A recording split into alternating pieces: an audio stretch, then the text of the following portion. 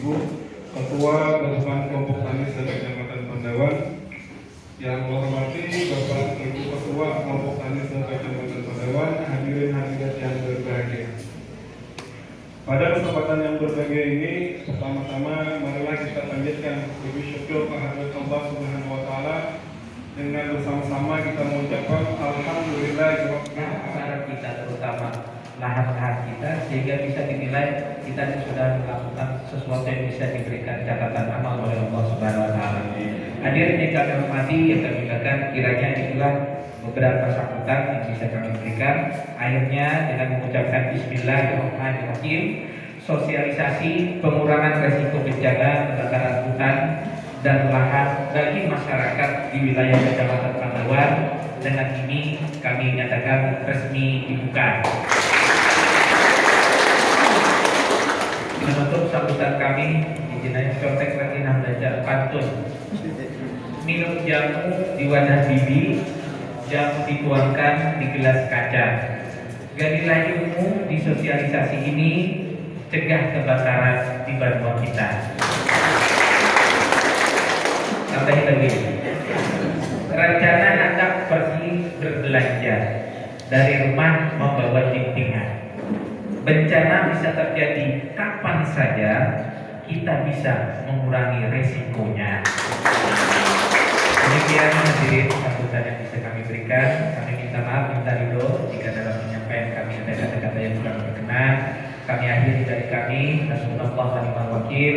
Wassalamualaikum warahmatullahi wabarakatuh. Demikian tadi sambutan dan amal sekaligus membuka acara hari oleh Bupati Nusa Tenggara. Selanjutnya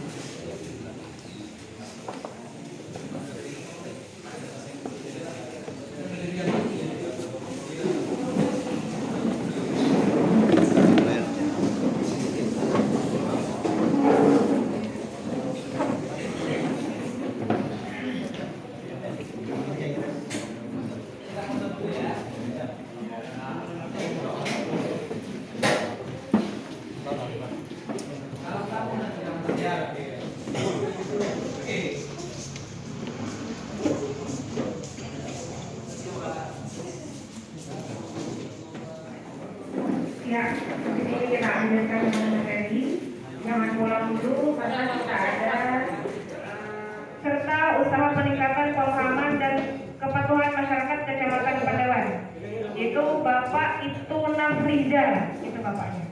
Nah, oke lah. Jadi kita lanjut aja untuk materi yang pertama. Kita mintakan hormat kepada Bapak Haji Budi Haryanto, Dispensas MM, membahas tentang potensi kebakaran hutan dan lahan di Kecamatan Pandawan serta sistem manajemen koordinasi penanganannya. Nah, itu Pak. Izin dulu berdiri. Assalamualaikum warahmatullahi wabarakatuh. Bismillahirrahmanirrahim. Alhamdulillahirabbil alamin. Wassalatu wassalamu ala asyrofil anbiya'i wal mursalin wa ala alihi washabihi ajmain. Yang hormati Pak Camat, Pak Pimcam, Ibu Bapak sekalian yang berbanggakan, ulun berdiri di depan ini merupakan anugerah dan ulun bukan menjadi narasumber Pak, hanya sharing pengalaman aja sedikit. Karena dimanapun filosofinya dalam Undang-Undang 24 tentang penanggulangan bencana, ternyata urusan bencana ini baik ada kawan digawe sorangan tanpa ada dokumen bantuan, bahkan biar terlibat langsung seperti disampaikan oleh Pak Bupati tadi, namanya pentahelix Pak, dari BNPB, badan yang menaungi kami di pusat, dengan BPBD itu kita mengembangkan konsep BNPB. Ulun mungkin hanya sekilas saja Pak memberikan hal-hal yang mungkin sekedar mengingatkan kembali, karena ulun yakin bubuhan pian ini sudah dan selalu sudah mengupayakan untuk kesiapsiagaan mencegah terjadinya kebakaran hutan dan lahan. Slide. Sederhana aja Pak, ulun ya sudah berkeluarga Pak, anak ulun 3, istri baru 1. Ini persiapan ya, tolong doa mudahan seminggu 2 minggu ulun udah sampai WC 7 Pak. Karena umur sudah 50, masa kerja ulun hampir 30 tahun dengan 9 kali pindah Pak, 9 kali mutasi. Alhamdulillah, sederhananya Pak, karena tadi sampaikan oleh Pak Bupati bahwa tanpa adanya kesiapsiagaan ulun, tanpa adanya kita kebersamaan, kebakaran hutan dan lahan ini agak sulit Pak. Karena tiap hari kadang-kadang di Indonesia kita mengenal 2 musim. Pada saat musim penghujan yang ujung bulannya ber itu dampak daripada La Nina ngarannya Pak.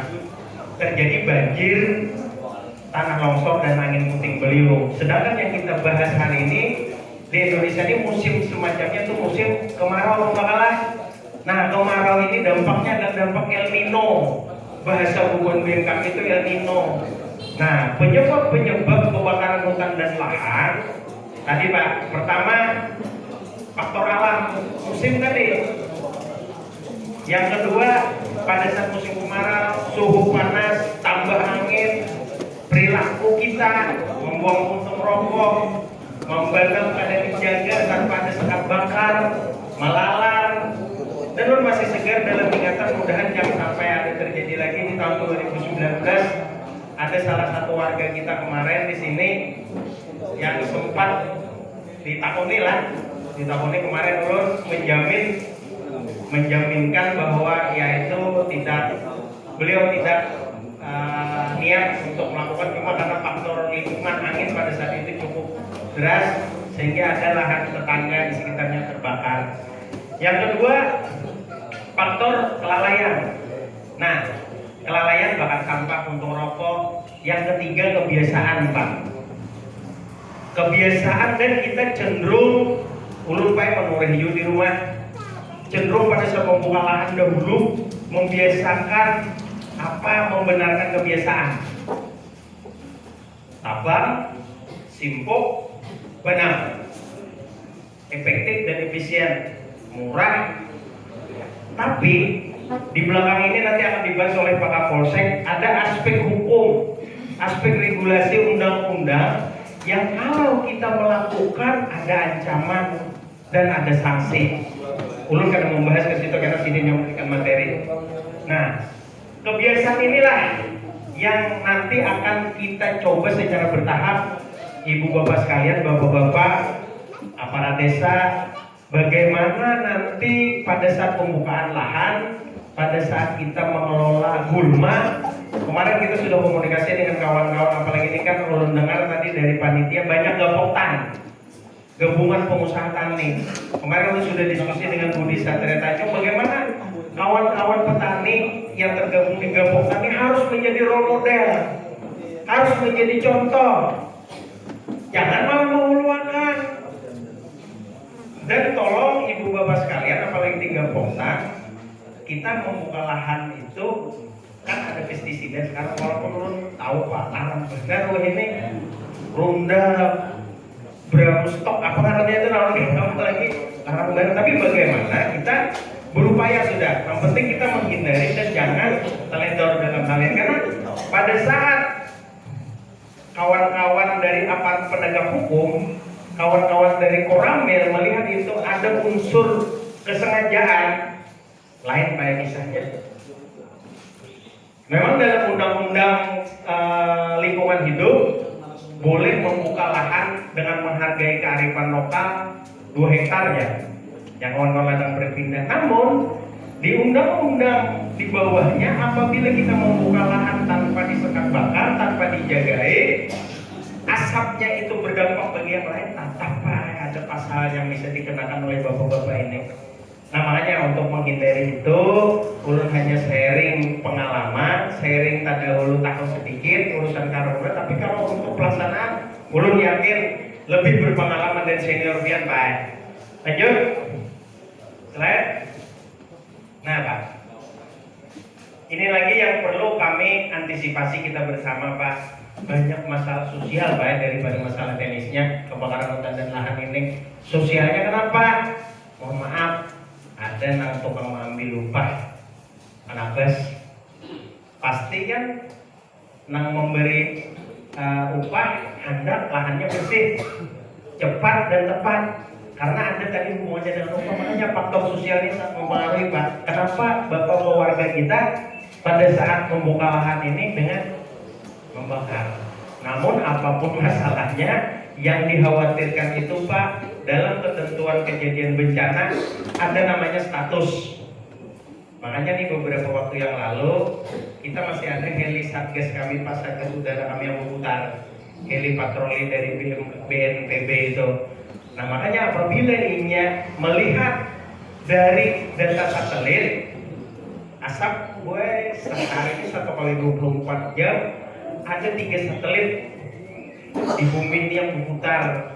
Ada satelitnya Lapas, ada NOAA, ada CPA. Ini baik berputar per jam. Kami pun pada saat itu terdeteksi dari Satgas BNPB pusat, leading ke teman-teman TNI Polri, mau apa karena mau lagi menutupi. Nah makanya kalau kita hendak menegakkan gakumnya, alat buktinya sebenarnya cukup Pak. Cuma jadi bapak-bapak nih, Pak aja warga kita juga. Tapi jangan sampai karena gakum ini masih ada tahapan, jangan sampai kita abai. Makanya kalau dalam penetapan status bencana kebakaran hutan dan lahan ditetapkan durasinya 3 bulan, hati-hati dia. Pada saat durasi waktu 3 bulan itu, undang-undang yang akan diterapkan, ancaman dan pemberkasan sangat kuat akan dilakukan. Nah mudahan itu jangan yang terjadi karena kita sudah disampaikan ini. Belum mengalami Pak, kita mau buka lahan kalau dengan banyak nomor ini biaya dan sebagainya. Namun jangan juga kita abaikan. Jangan juga kita abaikan karena jujur Pak, Pak Naprijal ini Kapolsek bisa membuka Pak data satelit itu dengan open kameranya. Karena awal Pak Haji lihat tuh pada kali